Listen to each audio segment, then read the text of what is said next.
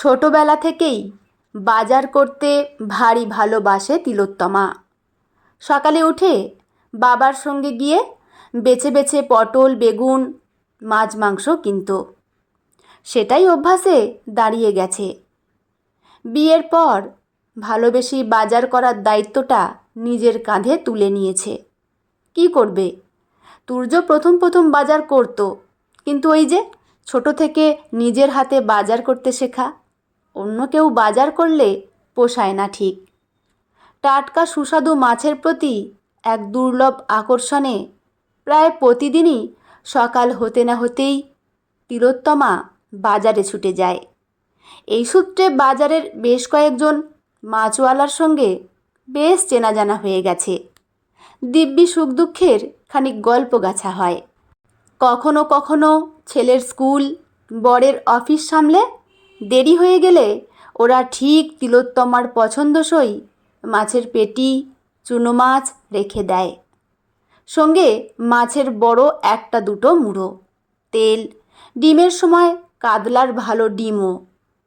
মাছের মাথা, কাতলার গোলাপি সাদা টাটকা তেল, ডিম তার বরাবরেরই পছন্দের।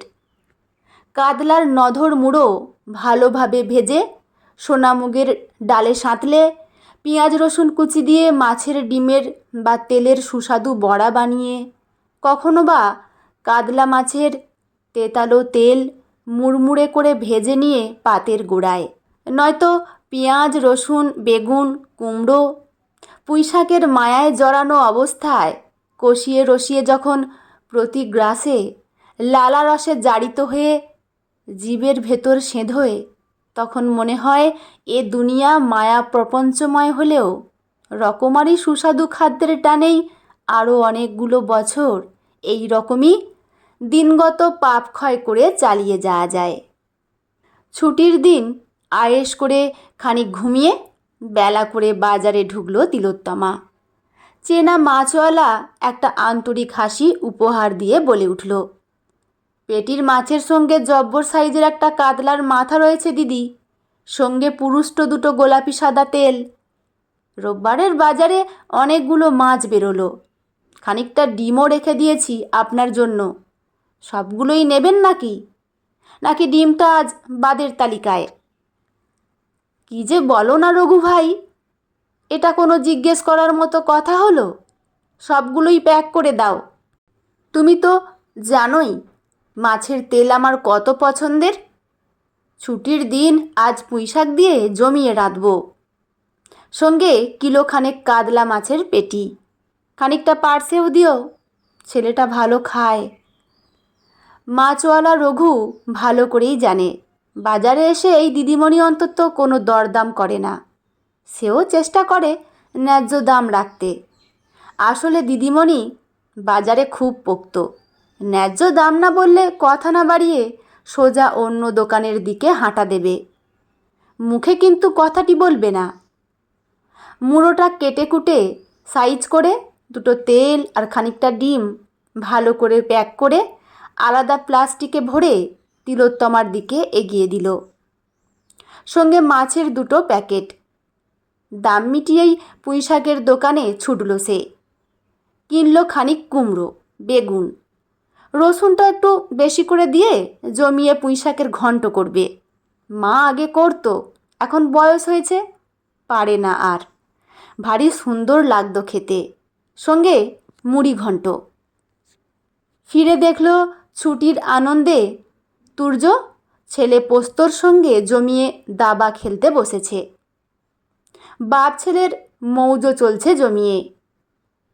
সিঙ্কের কল খুলে মুড়ো তেল ভালো করে পরিষ্কার করার সময় হঠাৎই তুর্যর বলা কথাগুলো কানে এসে তাকে খানিক অন্যমনস্ক করে দিল। বুঝলি পোস্ত, তোর মা ওই মাছের তেল মুড়োই খেতে শিখেছে, ওই জন্যই তো বাজার থেকে যত সব আবর্জনা তুলে নিয়ে আসে। ইয়ার করবে বল, বাবার বাড়িতে তো কোনো দিন ভালো মাছ টাছ খায়নি। তোর দিদা ওসবই যত্ন করে তেল মশলা দিয়ে সুস্বাদু করে রেঁধে খাওয়াতো। কেরানি পকেট তো কতই বার পারমিট করে। এখানে এসে সব পেলেও পুরনো স্বভাব ছাড়তে পারেনি। সাধে বলে স্বভাব যায় না মোলে, এখনও অবধি ওগুলোই কিনে আনে যত্ন সহকারে। মুচকি হেসে পোস্ত বলে উঠল, তা যা বলেছ পাপা, মা বাজারে গেলে ঠিক ওই ছাইপাশগুলো নিয়ে আসবে।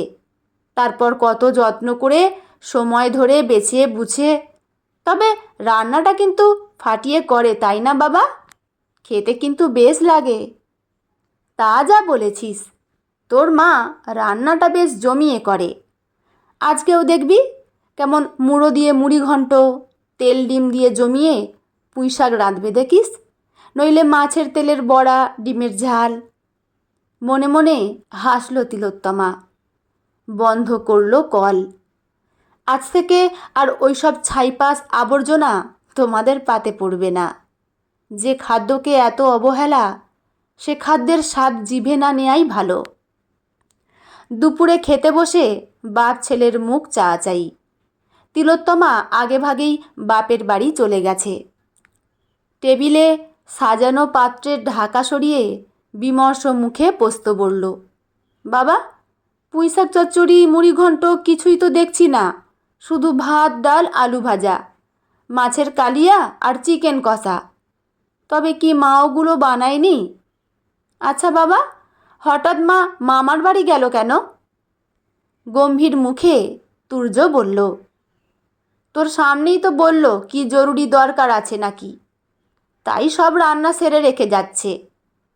ফ্রিজ খুলে তুর্য দেখল মুড়ো তেল কিছুই রাখা নেই।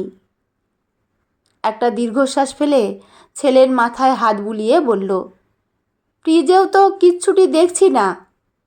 আজকের দিনটা এই দিয়েই চালিয়ে নে, ওসব জুটবে বলে মনে হচ্ছে না।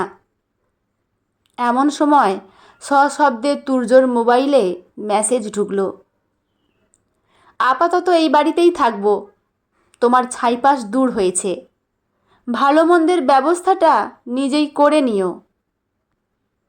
মগজে আগ্নেয়গিরির উত্তাপ টের পাচ্ছে তুর্য। এত সাহস বেড়েছে তিলোত্তমার। রেগে মেগে লিখল, সিদ্ধান্তটা ভেবেচিন্তে নিয়েছ তো? উত্তর আসতে এক মুহূর্ত দেরি হলো না। যথেষ্ট ভেবেচিন্তেই সিদ্ধান্ত নিলাম। যে সন্তান মাকে সম্মান করতে শেখে না, যে স্বামী তার স্ত্রীকে সম্মান করতে শেখে না, সে সন্তান দুনিয়ার কাউকে বা সেই পুরুষ কাউকেই সম্মান করতে শিখবে না। একটা স্বার্থপর আত্মকেন্দ্রিক অমানুষ সন্তানের মা বা স্ত্রী হতে আমি চাই না তুর্য, আমায় ক্ষমা করো। পারলে নিজেকে বদলাতে চেষ্টা করো। অসহ্য রাগে কপালটা দপদপ করছে, কিন্তু তিলোত্তমার লেখা প্রতিটা শব্দ যেন তাকে আঙুল দিয়ে সত্যিটা দেখিয়ে দিচ্ছে। দিনের আলোর মতো পরিষ্কার সেই সত্যিকে অস্বীকার করার সাধ্য তুর্যর নেই। কিন্তু সেই বা কী করবে? বদলাতে চাইলেই তো আর স্বভাব বদলানো যায় না।